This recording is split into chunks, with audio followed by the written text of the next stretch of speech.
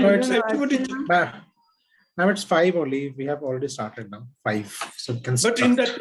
in that notice, it's 5:30. Let me check. We are starting. Yeah, we are starting now. Thank you so much. Good evening, everyone. Namaskar. Good evening and adab to all those listeners who have joined in today. Today is a special session. Of course, this is a session of poetry and prose for seniors today, as we know. And I'm your host, Dr. Sajni Vaidya. Today's is a very special session because we are going to celebrate the life and work of two legends who have contributed greatly to literature. One is Suryakant Tripathi Nirala in Hindi literature and William Wordsworth for English. Let's learn a little bit about these two. You know, we have read great poets and poets in our childhood during school and college, but over the years, we've lost touch with their poetry. And this is a good way to catch up and, you know, refer to what we had learned and learn a little more about them, because I'm sure we are now more mature and we can understand their work a bit better than we used to when we learned them first. Right. So I'm just going to put on my presentation and share my screen with you.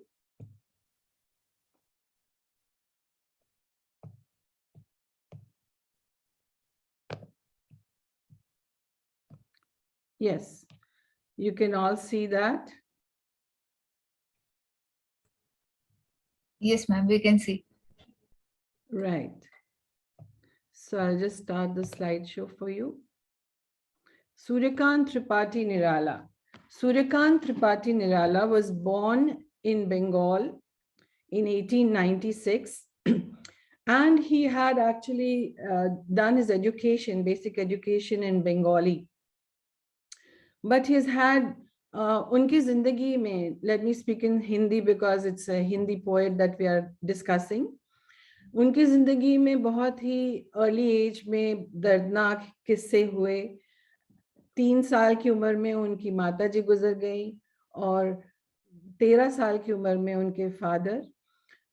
He has had repeatedly a lot of unfortunate incidents, but in spite of that, he wrote fantastic poetry.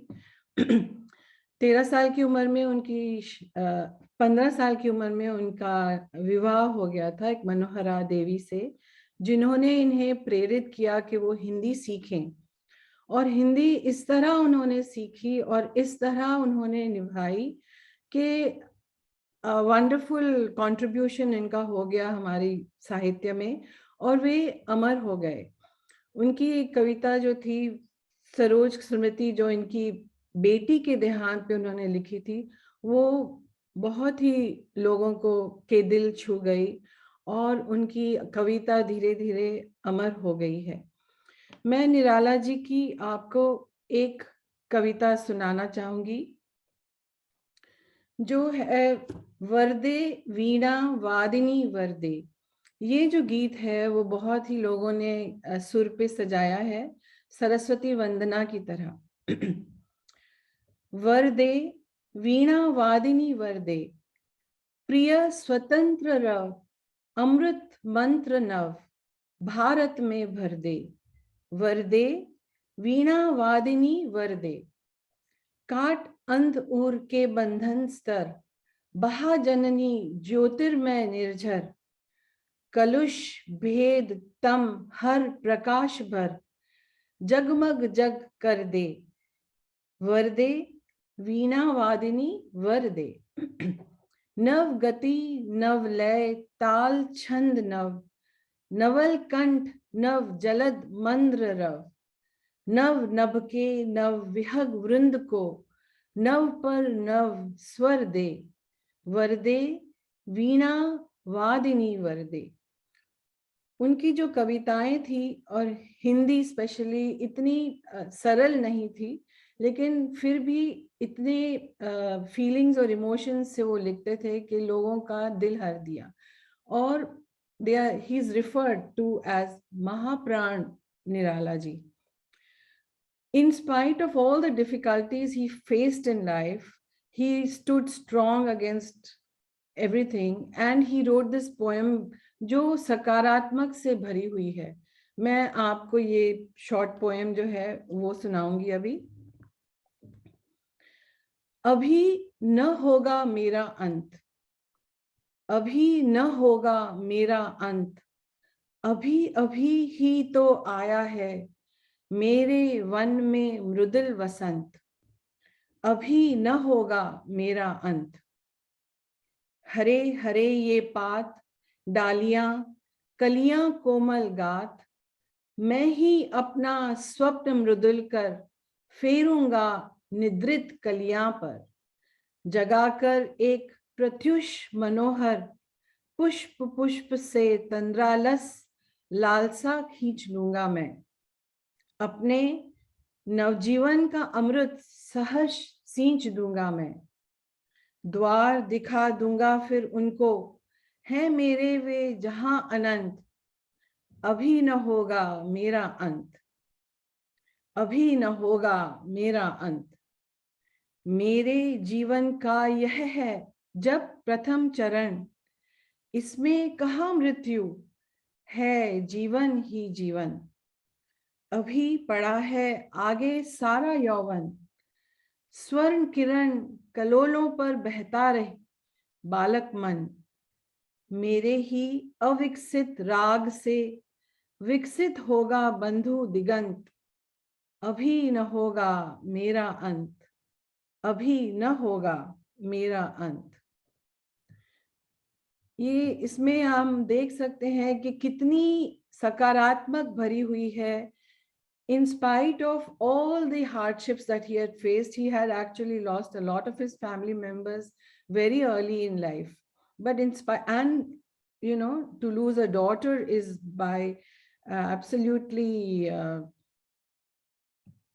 Sorry, I think the video was off. Something is wrong with that, but never mind. Enjoying this poem is really fantastic, and his language, his Hindi, absolutely amazing. In spite of being educated in Bengali first, he had mastered Hindi to a great extent. I will now request Anjali ji to read out her poem. Anjali ji, आप यहाँ हैं, आप unmute कर सकती हैं. Yes. And you'll also get 30 seconds to say something about the poem if you wish to. Yeah, each one Yes. of you. Yeah. Yes. Thank Yes, you. Anjali. Thank you, Sajni ji. Thank you very much.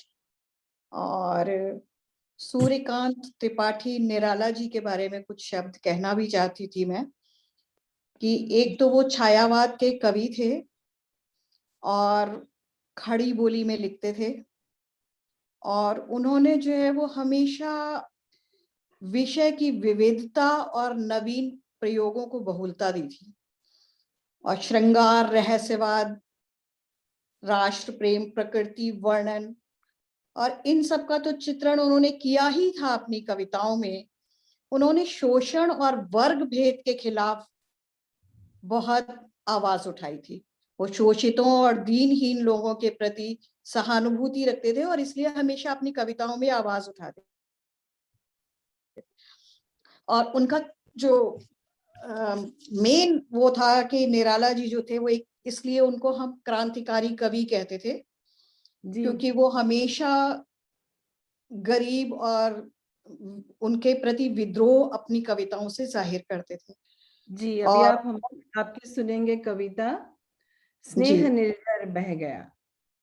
जी, तो उनकी जो ये कविता है स्नेह निर्झर बह गया, इसमें उन्होंने अपने आप को प्रकृति से जोड़कर उसका वर्णन किया है और प्रकृति से अपने आप को भी कंपेयर किया है कि कैसे जब एक पेड़ सूख जाता है तो उसको क्या क्या क्या फील होता है, वो इस कविता में उन्होंने व्यक्त किया है.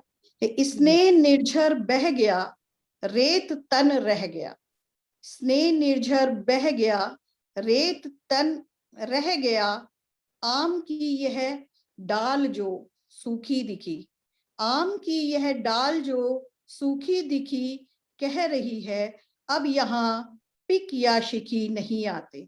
पिक कहते हैं कोयल को और शिखी कहते हैं मोर को। तो अब यहाँ पिक या शिखी नहीं आते, पंक्तियों में वह हूं लिखी जिसका नहीं जिसका अर्थ, नहीं जिसका अर्थ, और जीवन दह गया है, जीवन दह गया है।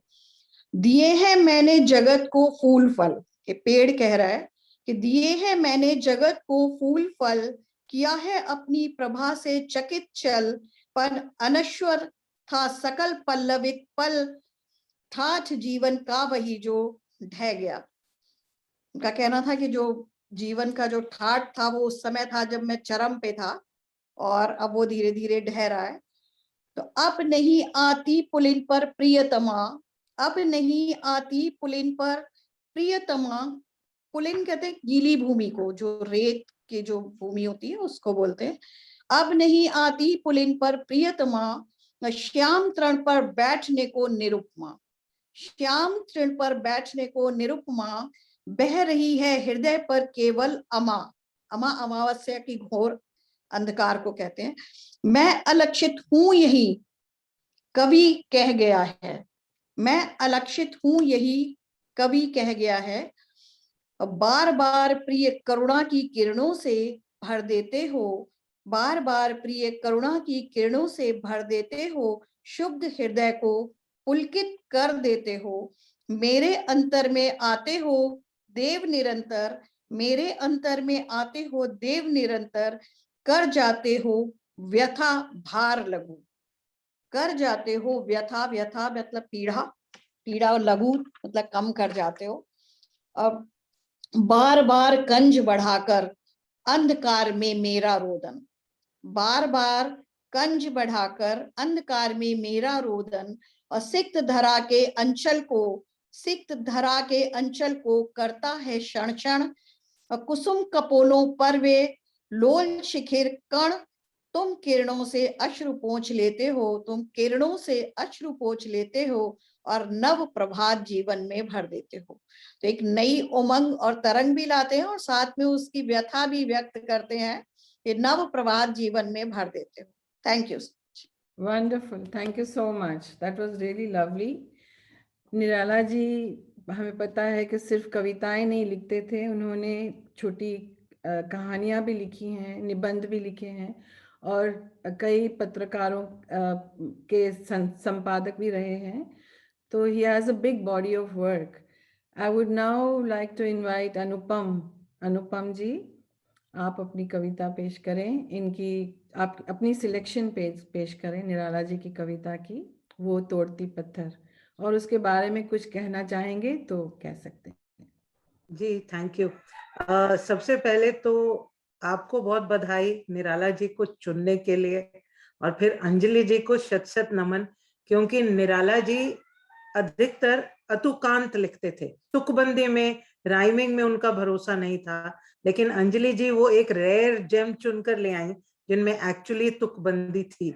क्योंकि जब हम अनइनिशिएटेड को इनिशिएट करते हैं तो rhyming helps in understanding poem. तो निराला जी की एक विशेषता तो ये थी कि वो सभी रसों में लिखते थे, उनकी कविताएं अलंकार से भरी हुई होती थी, कंपैरेटिव्स बहुत सुंदर होते थे, लेकिन वो छंद का या तुकबंदी का ज्यादा लिहाज नहीं करते थे। In that regard he was the rebel. और जहां वो एक तरफ समाजवाद की बात करते थे, दूसरी तरफ वो प्रगतिशीलता की बात करते थे। और मैंने आज जो कविता चुनी है वो शायद इसीलिए चुनी है क्योंकि इसमें वो दोनों ही पहलू नजर आते हैं। और कविता का नाम है वो तोड़ती पत्थर, और कहीं ना कहीं ये उनकी एक बेहतरीन कविताओं में से है, क्योंकि ये एक कहानी भी है। आप अगर इसे ध्यान से सुनेंगे तो it has a lot of graphic details, आपको लगेगा जैसे आप देख रहे हैं उस स्त्री को। तो मैं प्रस्तुत करती हूँ वो तोड़ती पत्थर, निराला जी की अद्भुत कविता। वो तोड़ती पत्थर, देखा मैंने उसको इलाहाबाद के पथ पर, वो तोड़ती पत्थर। कोई न छायादार पेड़ व जिसके तले बैठी हुई स्वीकार, श्याम तन भर बंधा यौवन, नत नयन प्रिय कर्म रत मन, गुरु हथौड़ा हाथ करती बार बार प्रहार, सामने तरु मालिका टालिका प्रकार। तो यहां पर आप देखिए वो उसको भी डिस्क्राइब कर रहे हैं कि वो अभी अभी उसकी जवानी आई भर है और वो काम में कार्यरत हो गई है। वो उसको ऐसे भी डिस्क्राइब कर रहे हैं कि जिस पेड़ के तले वो बैठी है उसमें छाया तक नहीं है, और वो उसको इस तरह से भी डिस्क्राइब कर रहे हैं कि उसके बिल्कुल सामने, जहां पेड़ के नीचे बैठी हुई वो पत्थर तोड़ रही है, उसके बिल्कुल सामने बहुत बड़े बड़े मकान और कोठियां भी हैं। मैं इसे एक बार फिर दोहराना चाहूंगी, बस यही स्टैंजा, एक बार लय आ जाएगी तो फिर आपको और आनंद आएगा। तो वो तोड़ती पत्थर देखा मैंने उसे इलाहाबाद के पथ पर, वो तोड़ती पत्थर कोई ना छायादार, पेड़ व जिसके तले बैठी हुई स्वीकार, श्याम तन भर बंधा यौवन, नत नयन प्रिय कर्म रत मन, गुरु हथौड़ा हाथ करती बार बार प्रहार, सामने तरु मालिका अट्टालिका प्रकार। चढ़ रही थी धूप गर्मियों के दिन, दिवा का तमतमाता रूप। चढ़ रही थी धूप गर्मियों के दिन, दिवा का तमतमाता रूप, उठी झुलसाती हुई लू, उठी झुलसाती हुई लू, रुई ज्यों जलती हुई भू, उठी झुलसाती हुई लू, रुई ज्यों जलती हुई भू, गर्द चिंगों सा छा गई प्राय हुई दोपहर, वो तोड़ती पत्थर। इतना कुछ हो गया और वो वहीं बैठी पत्थर तोड़ती रही, बिल्कुल अविचल। चढ़ रही थी धूप गर्मियों के दिन, दिवा का तमतमाता रूप, उठी झुलसाती हुई लू, रुई ज्यों जलती हुई भू, गर्द चिंगी छा गई प्राय हुई दोपहर, वो तोड़ती पत्थर। देखते देखा मुझे तो एक बार, देखते देखा मुझे तो एक बार, उस भवन की ओर देखा छिन्न तार, देख कर कोई नहीं, देख मुझे उस दृष्टि से जो मार खा रोई नहीं। सजा सहज सितार, सजा सहज सितार, सुनी मैंने वह नहीं जो थी सुनी झंकार, एक क्षण के बाद वह कांपी सुघर, ढुलक माथे से गिरे सीकर, लीन होते कर्म में फिर ज्यों कह गई, मैं तोड़ती पत्थर, मैं तोड़ती पत्थर। बहुत बहुत धन्यवाद। वाह वाह वाह, बहुत ही खूब, बहुत ही खूब. Thank you so much for that selection, Anupam. And the picture, the poem draws, you know, in front of your eyes is amazing. And your recitation was absolutely fantastic, Anupam. So thank you so much. Our next participant is Sanjivani, and she will be reading the poem Bhikshuk by Nirala ji. Sanjivani, please put on your video and unmute yourself. Yes, ma'am. Yeah, we don't see you. Thank you. Yes, there you go. Thank you so much. मैं कुछ मतलब उनके बारे में, मतलब sir के बारे में बोलना चाहती हूँ, जी जी. निराला के बारे में. Yeah, you have half a minute. Yes. भिक्षुक मतलब ये परिमल जो संग्रह है, संग्रह वो 1930 में प्रकाशित हुआ उनका. जी. नामक संग्रह जो है वो 1930 में प्रकाशित हुआ. और परिमल यानी के भिक्षुक और भिक्षुक यानी के भिखारी. तो उन्होंने उनके बारे में, भिखारी की अवस्था क्या रहती है उनके बारे में बहुत ही अच्छा कहा है. तो मैंने वो कविता अभी सिलेक्ट की है मैं आपके सामने, और उनके बारे में और बोलना चाहती हूँ. निराला जी इनके बहुमुखी प्रतिभा के वो एक धनी थे, धनी साहित्यकार थे, मूलतः कवि थे और छायावाद के प्रवर्तकों में से एक थे. इनके काव्य में सहानुभूति, पाखंड और प्रदर्शन के प्रति व्यंग इनके काव्य की विशेषताएं हैं. जी. अब मैं कविता ही शुरू करती हूँ और उस कविता के बारे में जो मैंने विवरण किया है वो भी मैं बता के जा रही हूँ. चलेगा ना? जी जी, थैंक यू मैडम। आपके पास 4 मिनट का समय है, आप करिए प्लीज। हाँ बोलती हूँ। दो टूक कलेजे के करता, दो टूक कलेजे के करता, पचता था पथ पर आता, पेट पीठ दोनों मिलकर है एक, चल रहा लकुटिया टेक। एक ऐसा भिखारी, एक ऐसा भिखारी जो रास्ते पर भीख मांगते फिरता है, पर कोई भी रोटी नहीं देता, पर कोई भी रोटी नहीं देता। भूख से इतना वो बेहाल हुआ है कि जिसका पेट और पीठ एक हो गई, जिसके कलेजे के दो टुकड़े हुए हो गए हैं, ऐसा भिखारी लकड़ियां टेकते हुए, लकड़ियां टेकते हुए जिस पद पर वो खड़ा था, उसी पद पर आकर वो भिखारी भीख मांगने के लिए खड़ा होता है, भीख मांगने के लिए खड़ा होता है। स्टांजा जो सेकंड है उसके बारे में मैं पढ़ती हूँ अभी। मुट्ठी भर दाने को भूख मिटाने को, मुंह फटी पुरानी झोली का फैलाना, साथ दो बच्चे भी है, साथ दो बच्चे भी है, सदा हाथ फैलाते, बाएं से वे मलते हुए पेट चलते हैं, और दाहिना दया दृष्टि पाने की और बढ़ाए।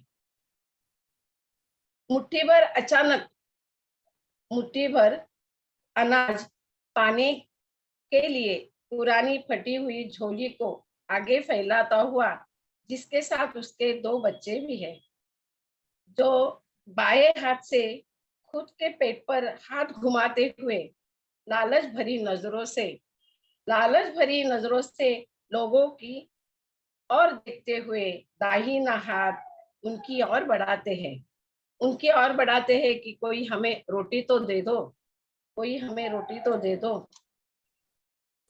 सुख से सुख और जब जाते, दाता भाग्य विधाता से क्या पाते।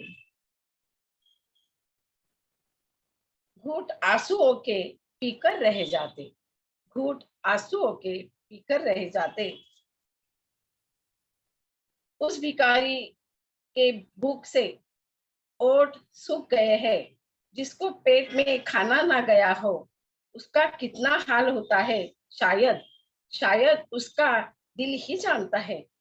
वह भिखारी भाग्य विधाता से दया की भीख अगर मांगे, तो वह भी क्या कर सकता है भला, तो वह भी क्या कर सकता है भला। एक अनाज का तिनका भी अगर उसके पेट में ना जाए हो, कम से कम पानी की जगह आंखों से निकले हुए आंसू ही पीकर उसके लिए काफी रह जाता है, उसके लिए काफी रह जाता है। चाट रहे झूठी पतल, चाट रहे झूठी पतल, वे कभी सड़क पर खड़े हुए और झपट लेते को, झपट लेते को कुत्ते, उनसे कुत्ते भी है अड़े हुए, झपट लेने के लिए कुत्ते भी है अड़े हुए। आने जाने रास्ते पर ही किसी ने तो झूठे पतेले रखे, जिस पतेले के आजू बाजू थोड़ा बहुत खाना चिपक गया था, वह खाने के लिए वह भिखारी खड़ा खड़ा था, लेकिन उस भिखारी के इर्द गिर्द पालतू कुत्ते खाने पर टूट पड़ने के लिए तैयार थे, टूट पड़ने के लिए वो तैयार थे। ऐसे में उस भिखारी को खाना कहाँ नसीब होगा, उस भिखारी को खाना कहाँ नसीब होगा। Thank you. Thank you very much. That was really wonderful. And we can see the range of Nirala ji's poems. वो क्रांतिकारी और समाजवादी तो थे ही, और इतनी he has written about so many conditions of people, and you can see the heart. Yes, right. I'll just read a little bit about this description of महाप्राण निराला युग पुरुष और युग नायक थे। विषमताओं से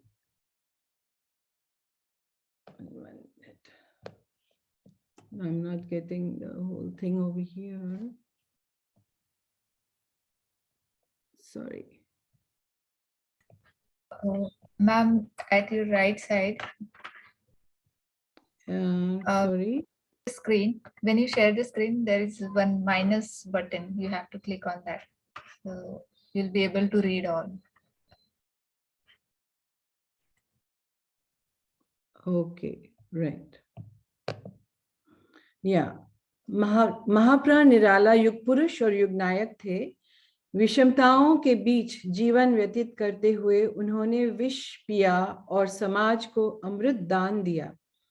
उनकी रचनाओं में मानवीय संवेदनाओं एवं जन सरोकारों का चित्रण साफ झलकता है।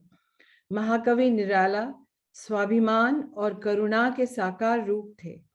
एक तरफ जहां वे महान विनम्र थे, वहीं कठोर भी थे। स्वाभिमान उनकी सबसे बड़ी पूंजी थी। उनकी सरोज स्मृति बेटी के प्रति संवेदनशीलता को बखूबी दर्शाती है। वे आजीवन विषमताओं के खिलाफ संघर्ष करते रहे। महाकवि निराला की जन्मभूमि क्रांतिकारियों की धरती रही है। उनका साहित्य क्रांति से ओतप्रोत रहा है। इनकी रचनाओं में शासन सत्ता से संघर्ष का रूप देखने को मिलता है। निराला का जीवन निराला ही था। महाप्राण निराला जी की रचनाओं में लोगों के जहन में उन्होंने सदैव जीवंत रखेंगी। He will be absolutely, his work is immortal in our minds. So now we shift on to the later half of our program, which is based on William Wordsworth. And I have with us Rekha Uttam.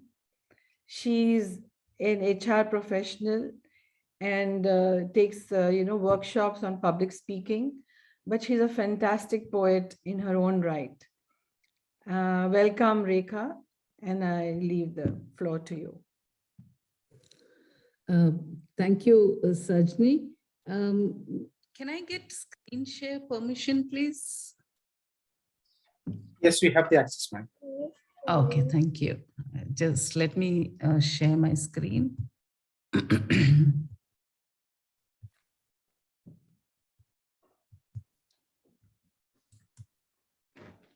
Can you all see my screen? Yes, we can. Okay, I just want to see if I can slide on. Okay. Yes, ma'am. It's amazing. Was there a particular reason that you chose Nirala and Wordsworth together, Sajni? Honestly, no, but I've always been impressed by these two, and these two stood out first in my mind. So I said, let's try them. Okay, but it's so amazing that they have so much in common. Both are bound by losses. Both had a passion for nature. Both were revolutionary in their own right. And that's amazing that when we think of bringing together two people, how much, instead of dissonance, how much more common things are there, common thread that runs through their poetry, their lives. And it's amazing that two people, two different eras, two different countries, two different languages, yet our messages are so universal. And that's what poetry is all about, that wherever we are, what comes out from our heart as poetry is universal. So let's look at Wordsworth. William Wordsworth, I'm not going to give you a lot of details about him because you can Google it. So why should I just put that up? But what is specific, what is significant of, what is the significance of Wordsworth in English literature? How has he shaped our thoughts? Let's look at that. When we look at a poet, we need to look at the environment that he was in, the influences that shaped him, the experiences that molded him. So what was the environment when William Wordsworth was living in the 1700s, 1770 to 1850? England was going through recession. The French Revolution was happening. Britain was tired of wars with the French. At the same time, East India Company was establishing itself as a trading commercial entity, a corporate, in the Far East. In Britain, people were tired, but the social system was coming apart, because the social system till then was the feudal landlords and the vassal tenants, the commoners, and there was a distinct category of classes, the upper class and the lower class. That's the environment. Who are the people who shaped him? You can see, I have put pictures of Wordsworth, different faces, as a young man, as a middle-aged man, as an old man.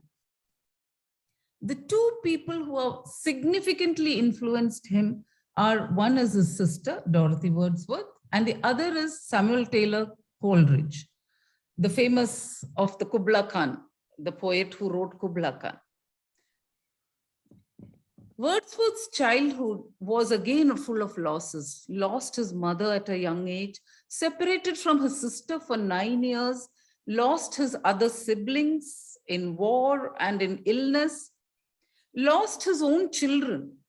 In fact, the loss of his last child at the age of 42, he completely stopped writing after that because he just couldn't take it anymore. Into the loss, and this thing came like a breath of fresh air, Coleridge. And why were they together? They were thinking of social reforms, that poetry is not just for Dante and Milton to write, but it could be of the commoners. And this was a revolutionary thought.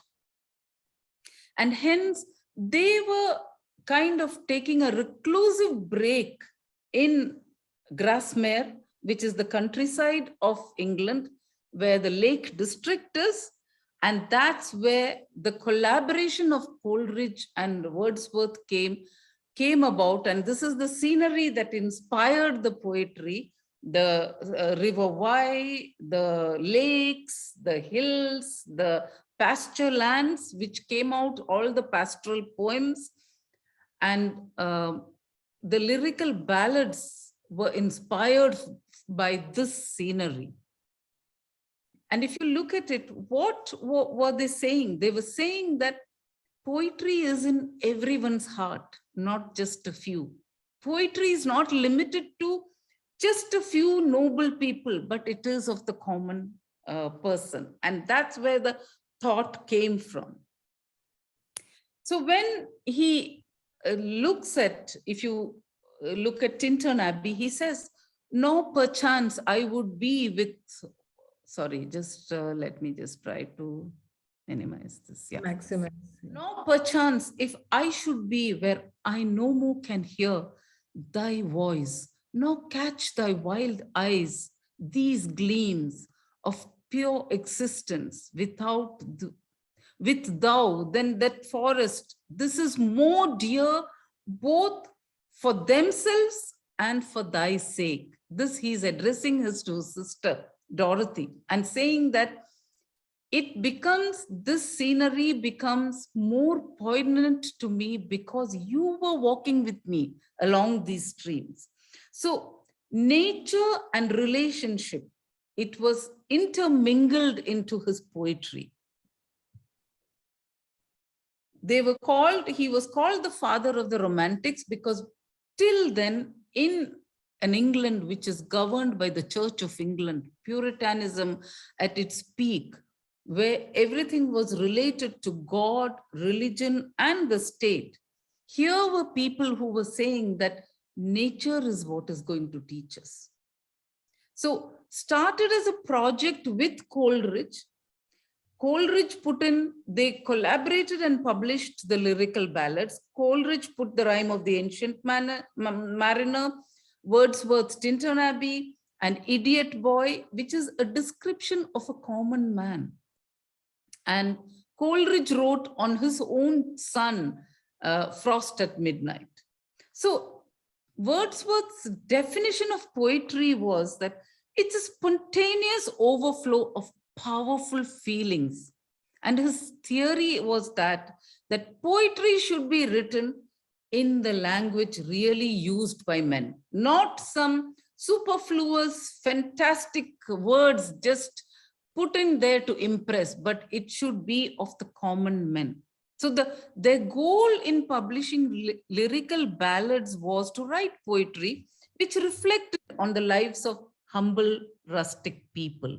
And that's what they did. They brought in the cottage, the pastoral fields, the flowers, the most innocuous things in nature. So Daffodils, I'm sure somebody is going to read Daffodils. So I'm not going to say anything much on that poem, but it's like by sharing and reading of his sister's diary. She was a prolific diary writer. He took his inspiration from that to write his poems. And I'm sure we're going to listen to Daffodils a little while later. So I'll move on to that. Do you want to have it read, then you continue, or you would like to have it read later? Sajni, only because I have to leave. Otherwise, I would have wanted it inserted here. But you're doing a fantastic job, Rekha. Please continue. Thank you.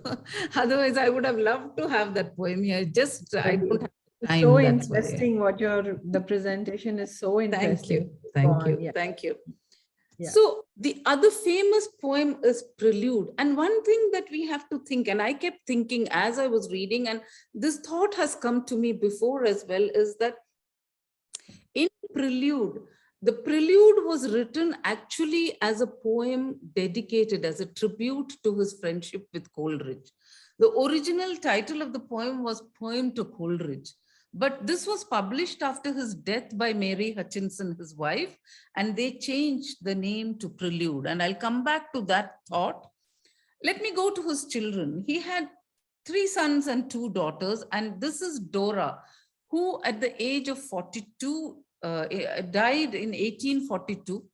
Wordsworth himself died in 1850, but from 1842 to 1850, he only revised his previous poems, but never wrote a new one. He was also disillusioned with the society, and we will come to that later. But the influence of loss was so huge in his life that by the time Dora left, because he had lost Catherine at the age of 9 with measles, Thomas at the age of 4, so John at the age of 2, his heart was heavy.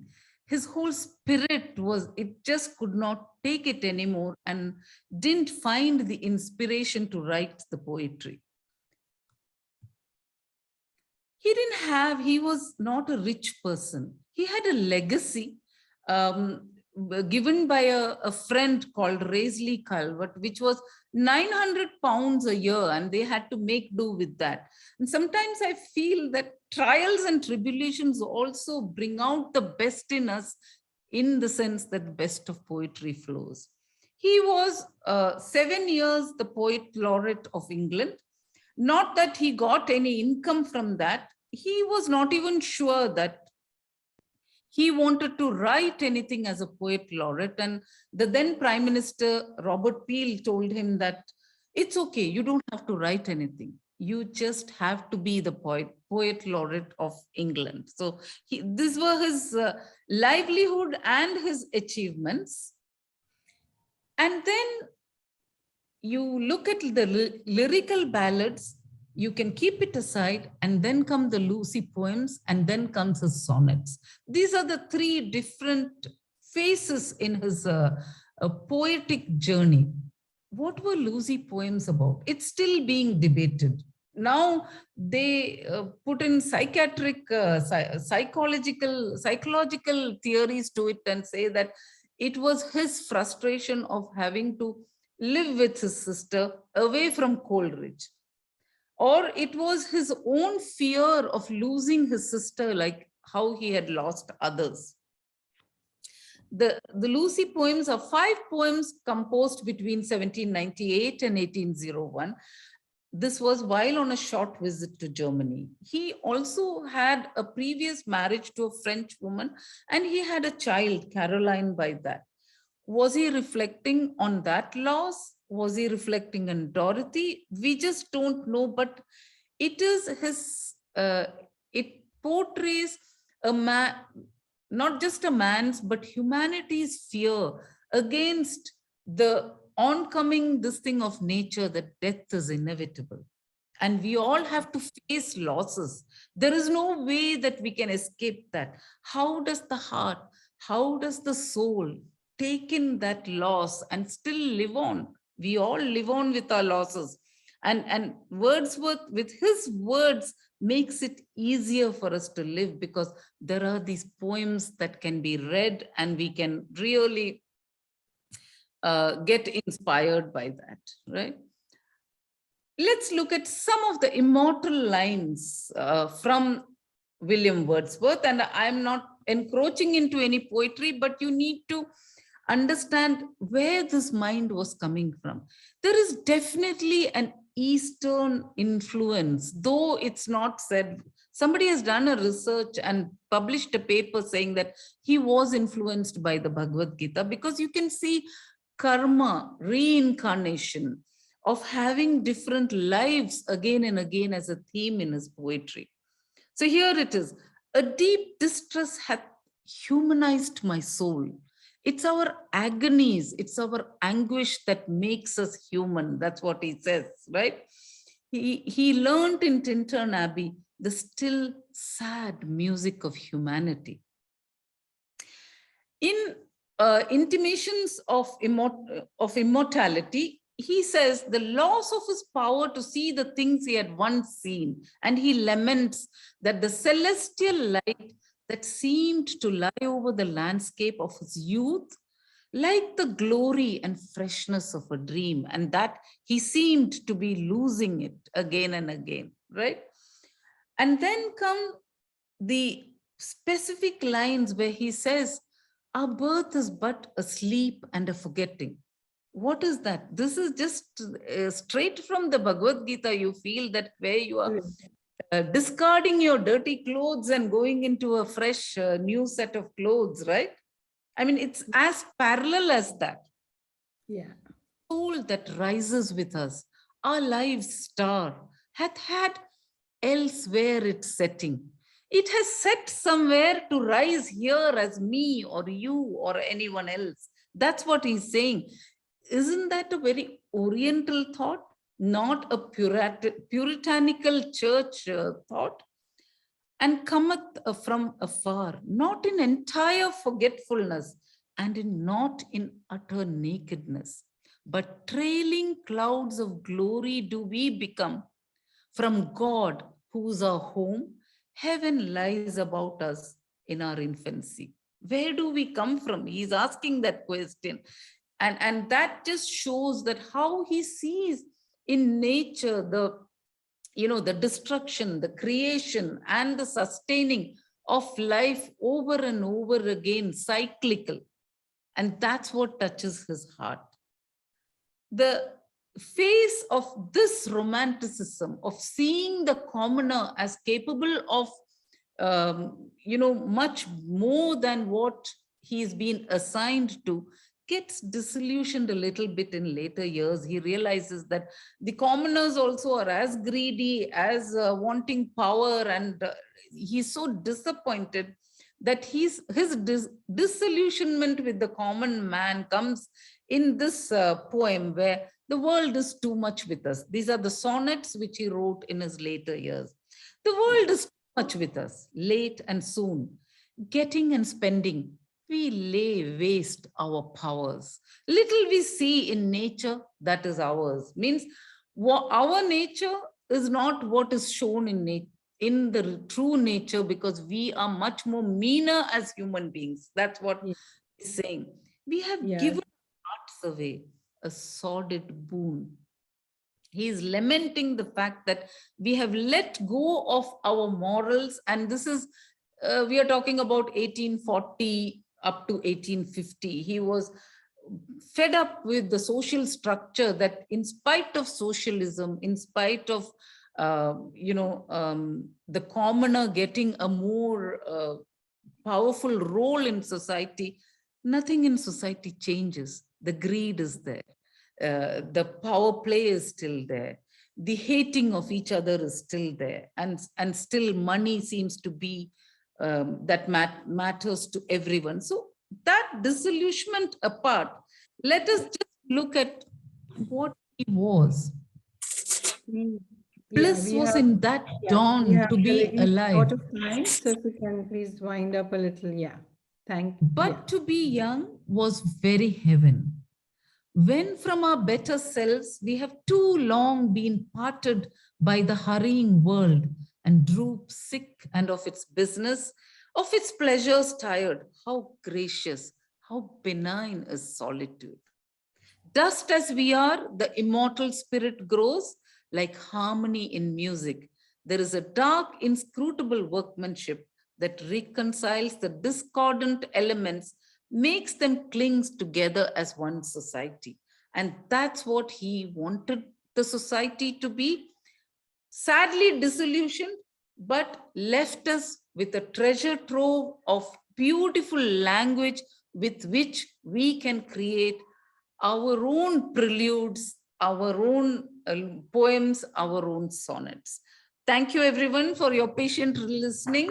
And no, thank over to you you, so much, Sajni. Rekha. Thank you so much, and you really answered my prayers when I requested you to, give us a little short introduction to his life and work. And you've given us such a fantastic analysis of both the influences in his life and the work as well. So that was really wonderful.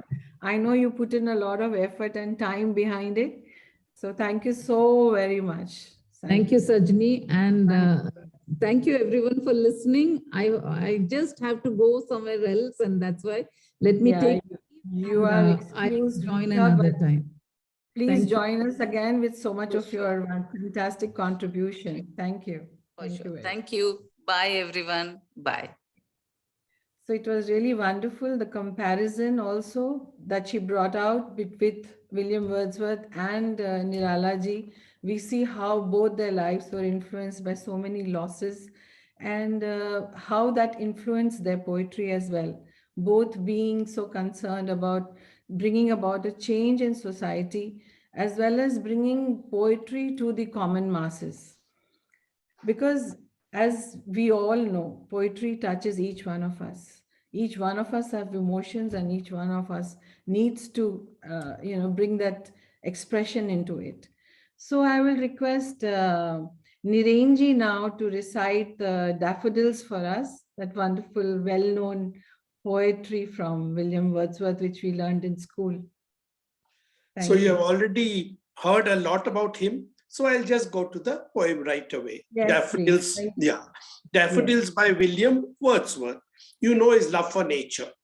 So I wandered lonely as a cloud that floats on high over vales and hills, when all at once I saw a crowd, a host of golden daffodils, beside the lake, beneath the trees, fluttering and dancing in the breeze. Continuous as the stars that shine and twinkle on the Milky Way, they stretched in never-ending line along the margin of a bay. 10,000 saw I at a glance, tossing their heads in sprightly dance. The waves beside them danced, but they outdid the sparkling waves in glee. A poet could not be gay in such a jocund company. I gazed and gazed, but little thought what wealth the show to me had brought. For oft, when on my couch I lie, in a vacant or in a pensive mood, they flash upon that inward eye, which is the bliss of solitude. And then my heart with pleasure fills and dances with the daffodils. So beautifully expressed. So beautiful, really. I mean, it's one of the best, one of my favorite poems on nature. And he's really described it so beautifully. Thank you so much, Nirenji, for that. And now, Mr. Zoeb Lal, will you read us your selection upon Westminster Bridge? This William Wordsworth brought the memories of school days. Exactly. And we had this in what we called SSC exams. This came in Indonesia, in Mumbai. And as an engineer, I would say this was a time of England when the steam engine was invented. And what used to happen is the sky in London used to become black because of the coal mining. The wind blew the coal black smoke towards the city. And one fine morning, where Wordsworth and his sister Dorothy were riding a coach, and they came upon the Westminster Bridge, and he saw that the sky was so blue that he was just amazed, and he told Dorothy, what is happening? This is the best scene I've ever seen. And immediately he wrote this poem. They were going towards Dover in 1802 when they hit upon this bridge. And then he comes along. Yes, let's listen to the poem. Wonderful. For the romantic poet who wrote this sonnet. And it's so calm. When you read it, it makes your heart so calm, and your mind goes back to nature, as everybody knows. And he kept on, looking at the sky, then looking at the road, and then he wrote this poem upon Westminster Bridge. Earth has not anything to show more fair. Earth has not anything to show more fair. Dull would be of soul who could pass by. Somebody who passed by and doesn't see this is dull of the soul. A sight so touching in its majesty. This city now doth, like garment wear, the beauty of the morning silent bear. Ships, towers, domes, theaters and temples lie upon unto the fields and to the sky, all bright and glittering in the smokeless air. Because the mornings, there was no smoke in the air, and he was so happy to see all this. Never did sun more beautifully steep. The sunlight was so bright because the smoke, it goes down. So now it was so bright. So he says, never did the sun more beautifully steep in his first splendor, valley, rock and hill. Never I saw, I never felt a calm so deep. The river glided at his own sweet will. The Thames is gliding so calmly. The river glided at his own sweet will. Dear God, the very houses seem asleep, and all that mighty heart is lying still. Thank you. Thank you. Wonderful. See, we had these poets who were so concerned with environment, with pollution, and they've written so many lovely poems to bring our attention to the wonders of nature and how important that is in our lives. I'll now request Lakshmi Ravichandranji to read her selection, Lines Written in Early Spring. Yes, hello. Good evening to everybody. Hello, Sajni. Good evening. Good evening. Good evening. Yeah. So today I have chosen the lines written in early spring, of course, written by the great William Wordsworth. So just give me a minute. Yeah. So can I start straight away? Yes, or please. Yes, because please. we've heard enough of William Wordsworth beautifully. Yes, I really yes. enjoyed it. Yeah. So lines written in early spring. Can you all hear me? Am I audible? Yes, we can. We can hear you. Thank you.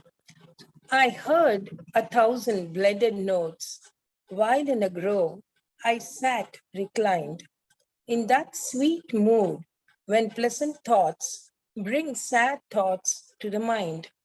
To her fair works did nature link the human soul that through me ran, and much it grieved my heart to think what man has made of man.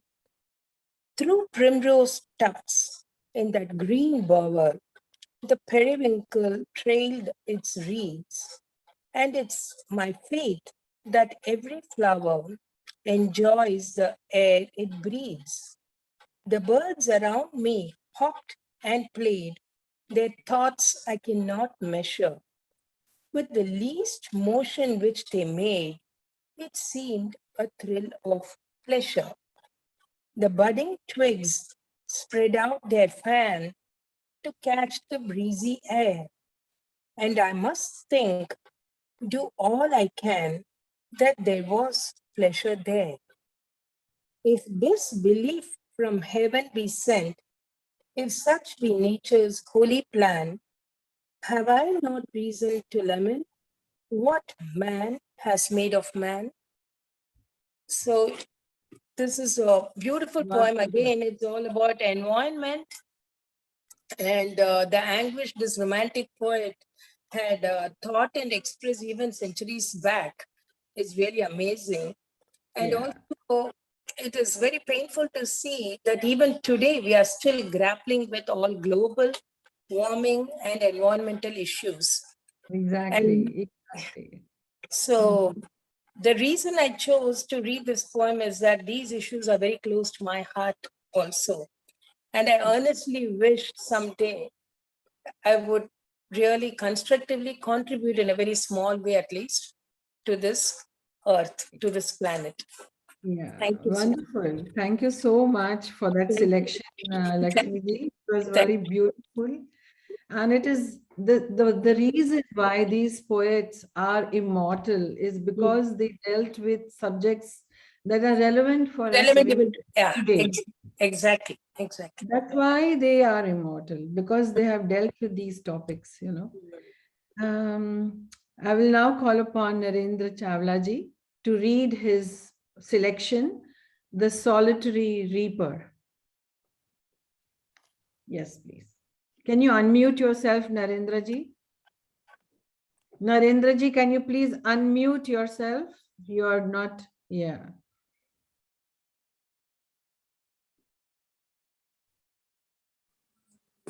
Yes, we can hear you now. Okay, thank you very much, dear Sajni. You have created a very nice campaign, because I am extremely happy and overjoyed because Sajni met at this juncture of life to me, that she has reviewed, renewed, and refreshed me. I passed my MA in 1971, 48 years before, and I remind the days when I studied these poems, and before that, about 50 years before, I did my Hindi post-graduation. Yes, wonderful.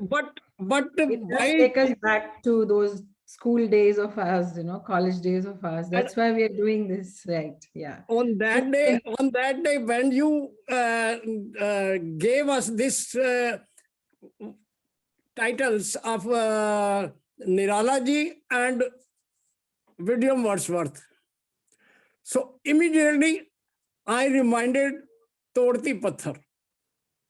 But when I saw that this has been already opted by my sister Anupam, perhaps I may not be wrong or right, I don't know. Anupam ही है जिन्होंने लिया है वो. तो मुझे कुछ नहीं लगा, मुझे अच्छा लगा, because after that I studied and I went through this all poetry, and I found there is a unique coincidence and similarity between Solitary Reaper and Todti Patthar. Wow. What a fine coincidence. The both pictures, the both poems gave us just a glimpse and scene, as live scene of the story. So here I don't want to waste your time, and this is I'm reading because as Rekha has already given us the full scriptures, Yeah, full that's life why I of asked William to do that. Wordsworth. So no need to explain so many things, but I want to tell the viewers and listeners that William Wordsworth lived near lake. So his all poems are related to the nature. And this Solitary Reaper is also a ballad type poem in which a Scottish girl cutting ripe crop and singing a murmuring and song which the poet does not understand the language, only he gets the tune. So I read it. Behold her sickle in the field, you solitary highland lass, reaping and singing by herself, stop here or gently pass. Alone she cuts and binds the grain and sings a melancholy strain. Oh, listen, for the vale profound is overflowing with the sound. No nightingale did ever chant more welcome notes to weary bands of travelers in some shady haunt among Arabian sands. A voice of thrilling never was heard in springtime from the cuckoo bird, breaking the silence of the seas. यही चीजें उसमें भी आपने देखी, birds की pick और उनके बारे में उन्होंने बताया, तो कितनी सिमिलैरिटी है. A voice of thrilling never was heard in springtime from the cuckoo bird, breaking the silence of the seas among the farthest Hebrides. Hebrides means very, very far away from the islands. Will no one tell me what she sings? The poet questions to himself because he does not understand the language of that girl. Will no one tell me what she sings? Perhaps the plaintive numbers flow for old, unhappy, far off things and battles long ago. Or is it some more humble, familiar matter of today? Same natural sorrow, loss, or pain that has been and may be again. He is thinking, he is imagining. It may be some story, it may be some sad story, or it may be some pleasure story, but he does not understand. But even then, he is captured and caged in her style of singing. The last stanza is, whatever theme the maiden sung in her song could have no ending. I saw her singing at her work and over the sickle bending. I listened motionless and still, and as I mounted up the hill, the music in my heart I bore long after it was heard no more. The song, its tune and scene was everlasting to the poet. मुझे Yes. भी these poets, not only William Wordsworth, but Y.B. Blake's, William Blake's, and so many other. I remember the poet, you might have also read, Chaucer, of 14th century.